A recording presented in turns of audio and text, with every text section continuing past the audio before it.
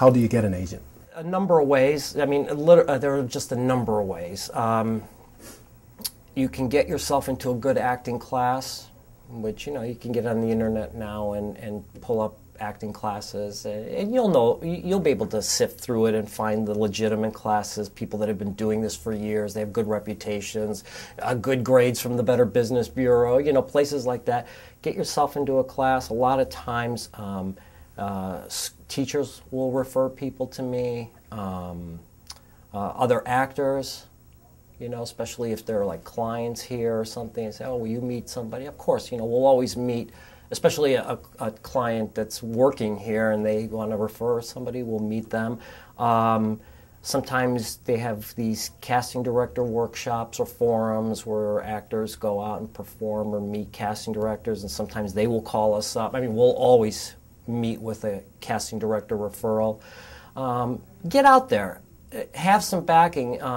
I know that actors commonly will throw a headshot and a resume in the mail, and I did it as an actor. I think it's been done for a million years. I do open everything up. In this agency, we open everything up, and I've been known to look at a picture in the mailing and say, oh, I'm kind of interested in this person, I'll bring them in. So there's a number of ways of doing it. So how much does an agent cost? It should cost zero. Okay. Agents work on commission. You know, that's that whole standard 10%. You know, that's what we work for. If my actors don't work, I don't get paid. So, which is the reason why you're in business. Right. So again, that's why agents are so picky and choosy about who they pick, because I can't sign you just as a favor because I think you're cute or because, you know, everybody at home says you're the life of the Christmas party. I need to sign you so, and I don't mean to reduce it to this, but I got to pay my bills as well. So, but an agent shouldn't cost you anything, you know, and I always tell people, be real wary about places where they want to represent you for a fee or something like that. You know, you got to be real careful about places like that. What advice do you have for parents who want to get their kids into show business or into doing commercials, for example? Find out if they like this, first of all. I know that sometimes when kids are really young, you know, you sign them up for gymnastics and this and that and see if this is something they like or they'll take to. But make sure the number one thing is that they like it. And a lot of times you'll find that either in a class or if they do plays at school, church, whatever it is. Don't push them in here, again, because you want them to do it, or so many people have stopped you on the street and said your kid should be in show business or something like that. You don't want to see a child get hurt in this business emotionally, or because it's a rough business. I mean, I was an adult actor and I used to go home crying sometimes. You know, for kids, you know, you just want to make sure that this is something they really like. I think that would be the number one thing. Okay. And ultimately, the best thing that could possibly happen is if that child says to you, "Mom, I'd like to do this," then you're like, okay, now you have a running start. Remember we talked in the beginning about people who live outside of LA and want to, you know, pursue an acting career that might take place largely in LA. Can we address that? Here's the funny thing is that a lot of kids that do very well in show business are typically found from out of town.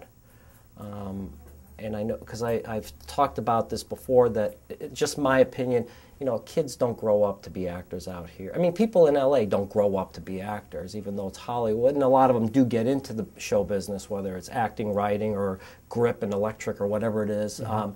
But, you know, everybody here grows up just like they do in Chicago or Cleveland. They want to do Little League or gymnastics or Cub Scouts or something like that. Adults move here, so you always have a lot of actors out here, and they're usually the best of the best because they'll move here. You know, it's easy for an adult to move here. Kids don't pack up their bags at 11 and say, "Mom, let's sell the house and move to California. I want to be an actor." So a lot of times agents will go out and find them.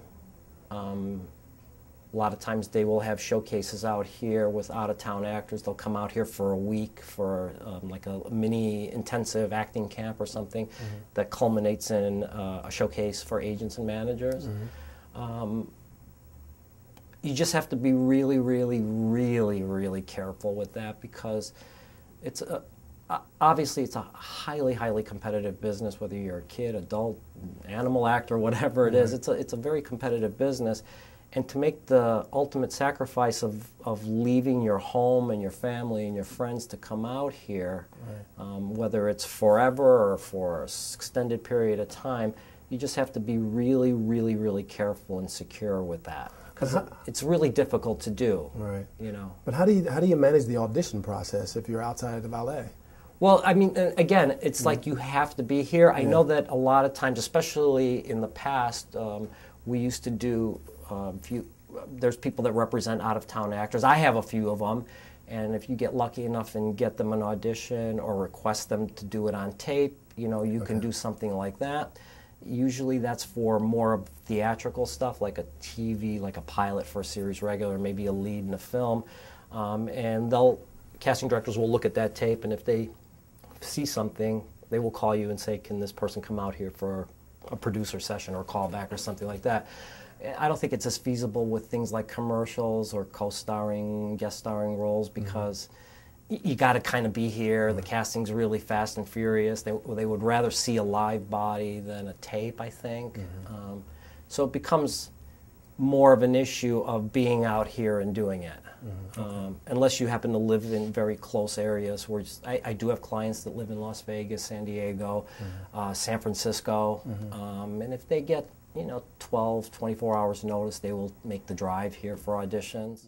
To just say three things, 3 pieces of advice, 3 tips for starting an acting career, what would they be? Make sure this is what you really want to do, that this is something that's inside of you, that you like acting for acting's sake, not because you want to be a star, not because you want to make a lot of money, not because you want to be famous. Obviously, I guess I could say that to any actor. Make sure you really like it. And like I've said throughout this interview, be prepared. Do it. Don't just say you want to do it. Don't just say, oh, if I only had an agent, I can get it. No, just do it. Do it. Do it. Do it. Do it. Whatever it is.